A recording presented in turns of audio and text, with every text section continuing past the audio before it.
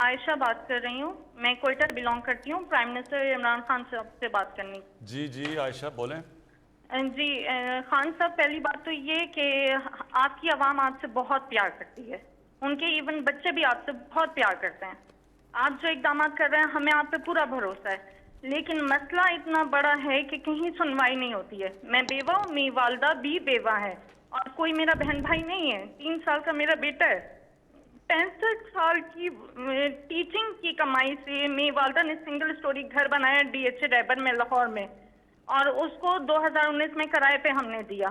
وہ انہوں نے قبضہ کر لیا، SSP کا بھائی تھا شیخ عمر صاحب نے میرا 2020 میں دسمبر میں میرا قبضہ چھڑوایا۔ اللہ تعالیٰ انہیں صحت تندرستی دے، عزت دے، لیکن وہ بندہ نتیجے میں مجھے 5 لاکھ کا مقروض کر کے چلا گیا۔ شیخ عمر صاحب نے ہدایت کی تھی کہ ان کا مسئلہ حل کروائیں، لیکن ان کی ٹرانسفر ہو گئی۔ جو نئے CCPO صاحب تھے انہوں نے بھی ہدایت کی، اب وہ صرف اب تک جو ہے ہدایت ہی چل رہی ہے۔ SSP کے بھائی ہونے کے ناطے کوئی مسئلہ حل نہیں ہوا، اور نتیجہ یہ نکلا کہ میری والدہ نے اتنی ٹینشن لی کہ وہ کینسر پیشنٹ ڈائگنوز ہو گئی ہیں۔ میرے پاس کفن کے بھی پیسے نہیں، اور میں نے بینک سے لون لے کر اپنی والدہ کا علاج کروا رہی ہوں۔ آپ مجھے جی بتائیں، بچے کو پالوں، پیسے لوگوں کے دوں میں، یا میں لون کے پیسے دوں؟ کم سے کم میرے پیسے تو مجھے دلوائیں، میں کیا کروں؟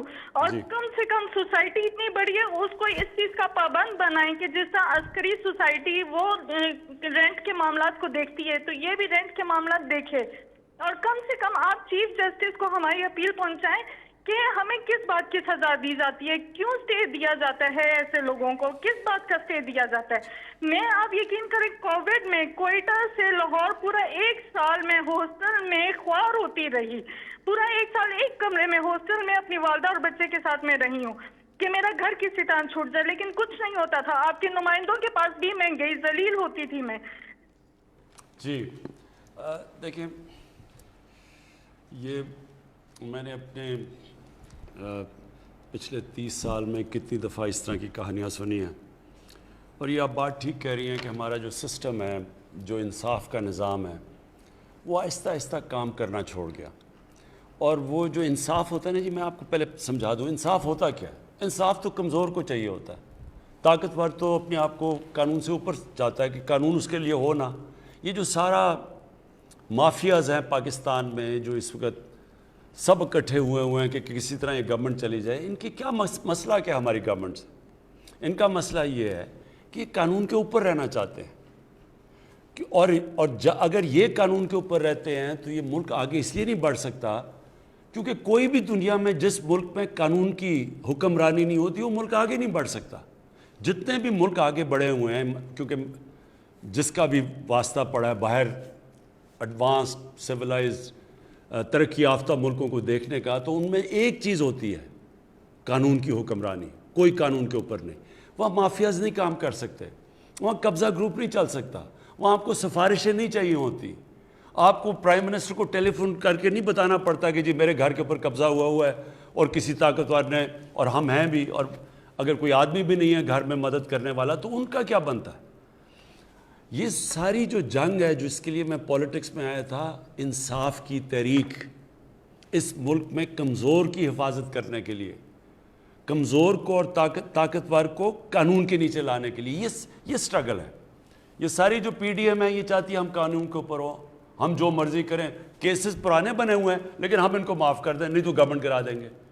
یہ بھی وہ شوگر مافیا ہے، انہوں نے کہا جی FIO کون ہوتی ہے ہمارے اوپر کرنے کے لیے، وہ انہوں نے جب شوگر ایسوسی ایشن نے FIO کو خط لکھ دیا کہ تم اگر کرو گے ہم چینی کی قیمتوں پر بڑھا دیں گے اگر ہمارے اوپر کارروائی کرو گے۔ یہ ہر جگہ لوگ بیٹھے ہوئے ہیں، یہ جد و جہد ہے۔ دیکھیں، انصاف کی تحریک ہوتی ہے، انصاف کے لیے قوم کو آزادی کی جنگ لڑنی پڑتی ہے ان مافیا سے، اور یہ ایک جہاد کا نام ہے۔ یہ اللہ کا حکم ہے کہ میری زمین پہ انصاف قائم کرو۔ میرا آپ سے یہ وعدہ ہے کہ میری پوری کوشش ہے، جب تک میں اقتدار میں ہوں، جب تک میں نہیں بھی ہوں، میں اس کے لیے لڑوں گا۔ ہم نے پورے اپنے جو سارا انصاف کا نظام ہے، عدلیہ کے ساتھ بیٹھ کے ریفارمز کے لیے بھی ہم تیار ہیں، اپنے جو ادارے ہیں ان کو بھی ٹھیک کر رہے ہیں۔ یہ جو اب تک ہمارے آنے سے پہلے نیب کام کر رہی تھی، تو نیب نے کتنے لوگوں کو پکڑا اور ہمارے صرف 2.5 سالوں میں نیب نے کتنا پیسہ ریکور کیا. میں صرف اس لیے آپ کو بتانا چاہتا ہوں کہ اداروں کو جب آپ مضبوط کرتے ہیں, جب آپ ان کو روکتے نہیں ہیں, تو وہ ادارے کتنے بہتر کام کر سکتے ہیں. جب عدلیہ کے اندر آپ انٹرفیئر نہیں کرتے, ڈنڈے سے چیف جسٹس کو نکالتے نہیں, تو عدلیہ بھی پھر تکڑی ہو جاتی ہے. اسی طرح سارے جو ادارے ہیں جب آپ ان کو اپنا کام کرنے دیتے ہیں تو وہ نظر آ جاتا ہے. کیا میں صرف اس لیے آپ کو پہلے یہ بتانا چاہتا ہوں کہ نیب نے 18 سالوں کے اندر 2017 تک 18 سالوں تک صرف 290 ارب روپیہ انہوں نے وصول کیا تھا جو چوری کا پیسہ ہے. ہمارے 2 سالوں کے اندر نیب نے 484 ارب روپیہ ریکور کیا. اینٹی کرپشن پنجاب نے 10 سالوں میں, جو پچھلے 10 سال تھے نون لیگ کے, اس میں صرف 2.6 ارب روپیہ ریکور کیا تھا. ہمارے 2.5 سالوں کے اندر جو زمین ہی صرف انہوں نے ریکور کیا وہ 218 ارب روپیہ. میں صرف آخر میں آپ کو یہ کہہ رہا ہوں کہ یہ ہے جنگ چل رہی طاقتور کو قانون کے نیچے لانے کے لیے. آپ کی تو انشاءاللہ ہم نے نوٹ کر لیا, ہم پوری آپ کی کریں گے, لیکن سسٹم ایسا ہونا چاہیے کہ آپ کو کمپلین نہ کرنی پڑے, سب کو قانون سے ڈرنا پڑے.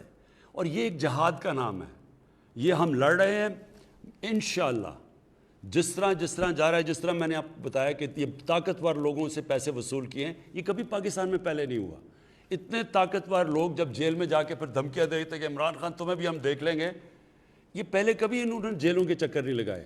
یہ اس دور میں ہو رہا ہے اور پہلی دفعہ آپ دیکھ رہے ہیں. اور اصل میں یہ چینج یہ ہے کہ طاقتور کے اوپر ہم اڑے ہوئے ہیں کہ ان کو ہم نے قانون کے نیچے لے کے آنا ہے.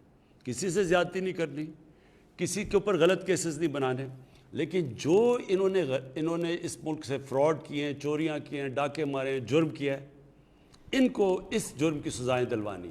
یہ ہم کامیاب ہوتے جائیں گے انشاءاللہ. جیسے ہم کامیاب ہوں گے یہ خود ہی ملک بدلتا جائے گا.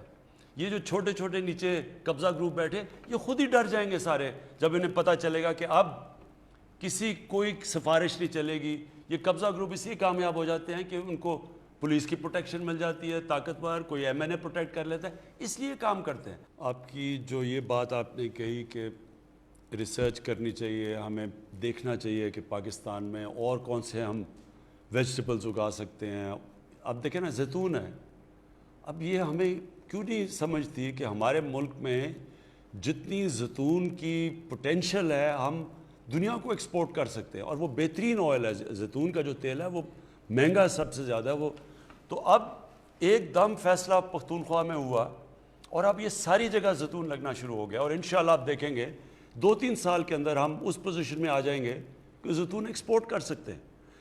اسی طرح ایک جو سبزیوں میں جو سب سے, جس کو کنگ آف ویجیٹیبلز کہتے ہیں, وہ ہے ایووکاڈو. اب پاکستان میں بہترین جگہ ہے ایووکاڈو لگانے کی. میں نے اپنے گھر میں لگائے ہیں تو میں تو حیران ہو گیا ہوں کہ جس طرح کے وہ ایووکاڈو ہو گئے ہیں. اب ہم یہ ساری جگہ لگا سکتے ہیں. وہ سب سے مہنگا پھل ہے, ویلیو ایڈڈ ہے, ہم یہ بیچ سکتے ہیں. میرا کہنے کا مقصد یہ ہے کہ ہمارے ملک میں 12 موسم ہیں, 12 کلائمیٹک زونز ہیں ہمارے. ہم کوئی چیز بھی اگا سکتے ہیں. یعنی دنیا میں جو چیزیں, ہمیں کوئی ضرورت ہی نہیں کوئی چیز امپورٹ کرنے کی. مسئلہ یہ ہے ہم نے کبھی اس کے اوپر توجہ نہیں دی. اب ہم پوری طرح ان چیزوں کے, مثلا شوگر بیٹ ہے, یہ ایک شوگر کین کو کئی جگہ پہ ریپلیس کر سکتی ہے, پانی بھی کم لیتی ہے, کم ٹائم میں تیار ہو جاتی ہے. اور ہم جب گنا ہے وہ زیادہ مہنگا ہے, اس کے پانی زیادہ استعمال ہوتا ہے, ڈیوریشن لمبا ہے.